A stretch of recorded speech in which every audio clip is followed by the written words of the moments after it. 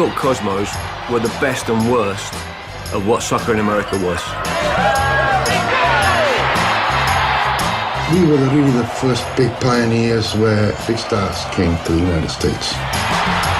L.A., Giorgio Chignaglia, Franz Beckenbauer, Johan Cruyff, Steve Hunt, Dennis Stewart, Carlos Alberto. It was my dream that time to go to play for the New York Cosmos. I think it was one of the best decisions I ever made.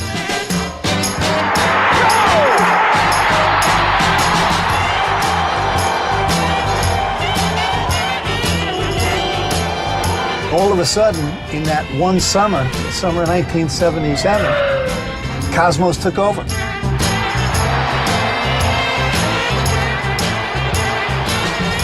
When you saw that stadium with 80,000 people, you know, you almost had an orgasm here.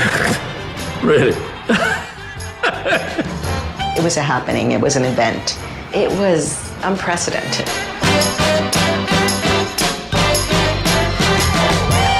The Cosmos were North America's soccer ambassadors to the world. I think there was a sense that we're all in on something special. The world sport is finally being birthed right here, right in our midst. Soccer will be the biggest big league of all. Goal number 3. We transcended everything. We were international. We were cool.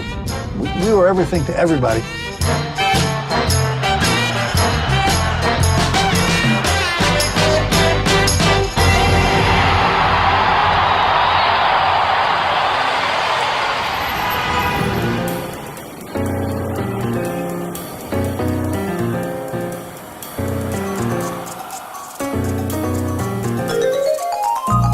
The world's most popular sport came to its most powerful nation in the same way the United States imported many of its people, through the gates at Ellis Island, imported from almost every corner of the world.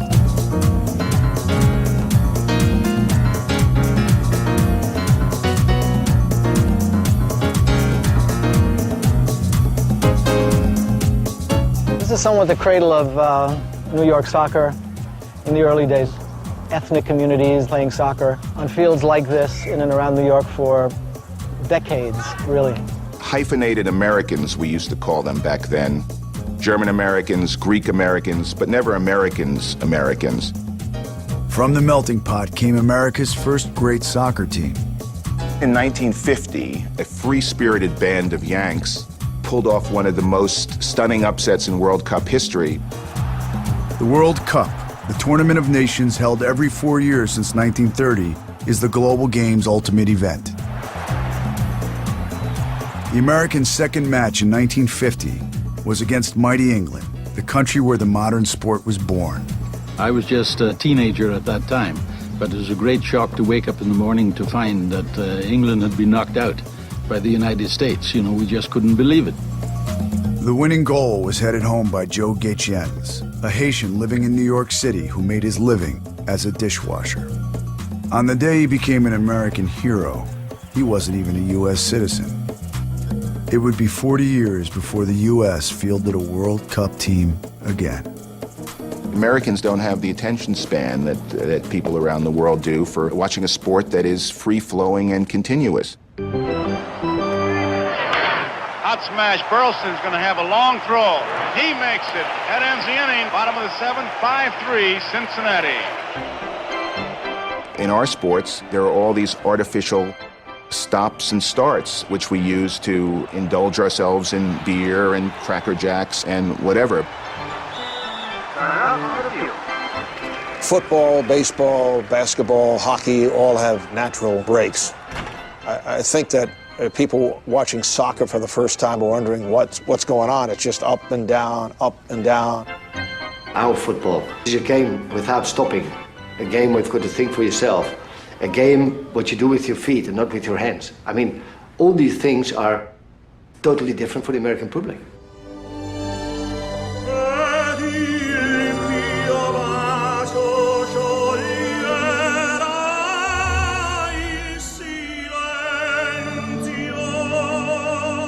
If you really want to get soccer, you have to concentrate on it for the entire 45 minutes.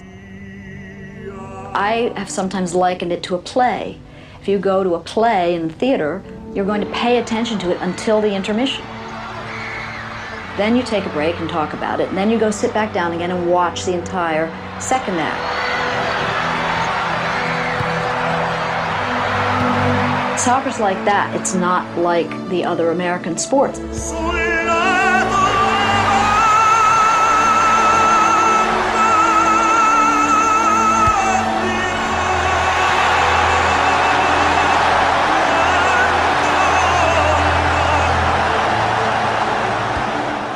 It's about tradition. People in the rest of the world are passionate about soccer. There's no passion in America about soccer. By the 1960s, there was no passion because there was no soccer.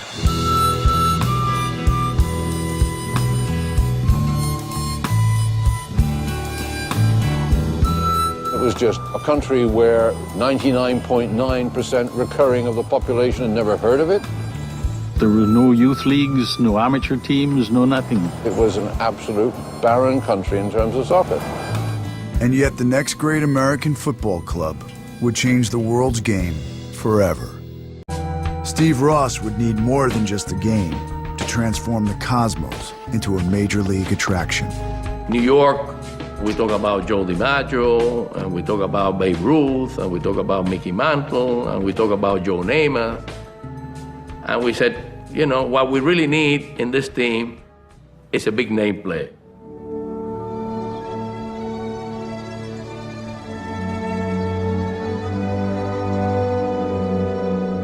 Clive said to me, well, why don't we talk to this guy, Pelé?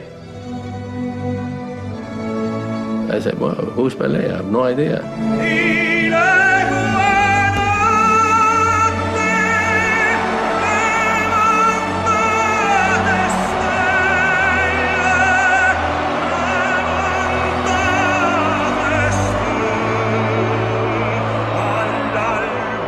Pelé was Pelé. There was no better player, more spectacular and more famous player in the history of the game than Pelé.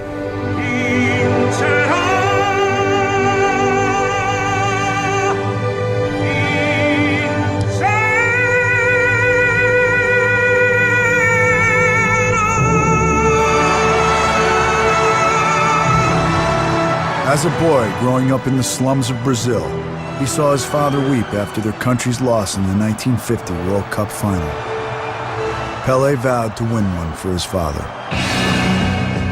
8 years later, at age 17, he became the youngest man ever to win a World Cup winner's medal, leading Brazil to victory.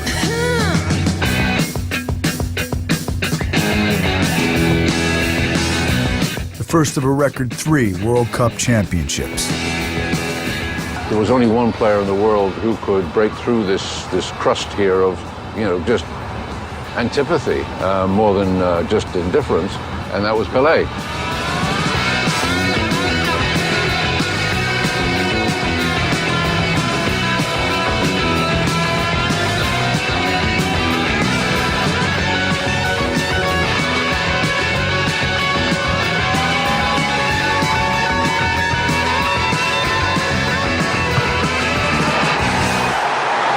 In October 1974, he announced his retirement from his lifelong club, Santos.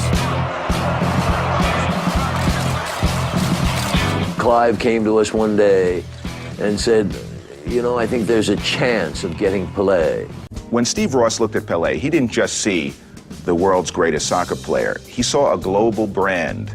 He saw Pelé soccer shoes, Pelé jerseys, even Pelé cologne that Warner's could license to every soccer-playing country in the world. And he also saw something else. He saw television. He saw a path to what had been promised. Soccer as America's new big league sport.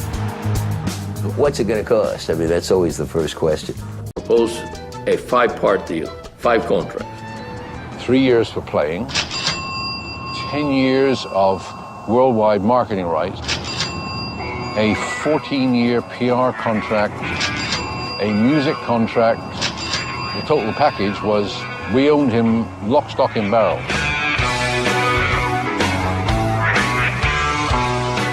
Has anybody ever mentioned the amount of money we pay Pele? Not a lot of money. Pele was paid $4.5 million. $3 million for 2 years. $5 million. Altogether, $2.7 million. The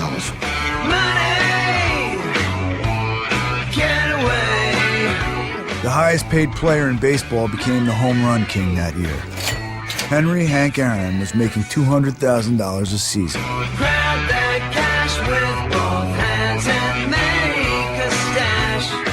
What Warner's came to him with was like the apple in the Garden of Eden. It would have been a very, very strong and strange individual who would turn that down. Pele okayed the deal. His country did not. They sent me to Germany. They sent me to sign Franz Beckenbauer. Turned back by Jeff Hurst in England in the classic World Cup final of 1966, the Kaiser would lead his country to glory 8 years later.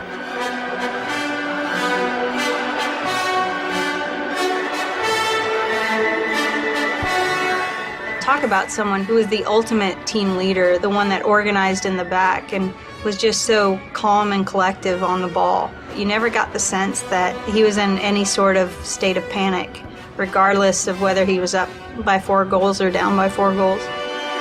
Twice voted European Player of the Year, Franz Beckenbauer was lured to America at the height of his career.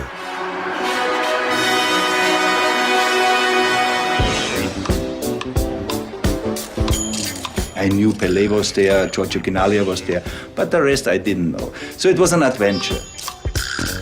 Giorgio was berserk. Why do we need to hire Beckenbauer? Why do we need Beckenbauer here? We don't need him at all. Now, he was the third banana.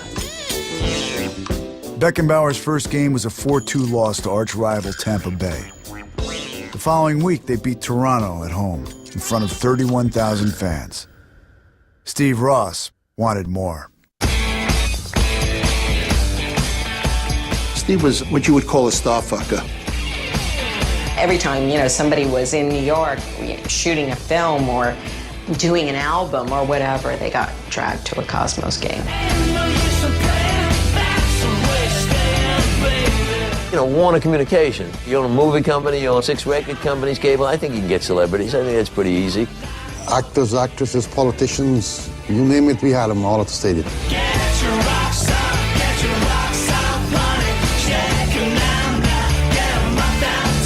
I mean, I don't know who they were. I mean, the bloody locker room was littered with people. It was becoming a joke. Henry Kissinger never missed a game. I have a passion for what we call soccer. I remember once Gordon Bradley looked over in the corner and saw this guy with longish hair, skinny as a rail, looked like he was on drugs. He told our security guy, "Get that guy out of here." Who is this guy? Everybody came going and said, Mick Jagger. He didn't recognize him because he looked so terrible.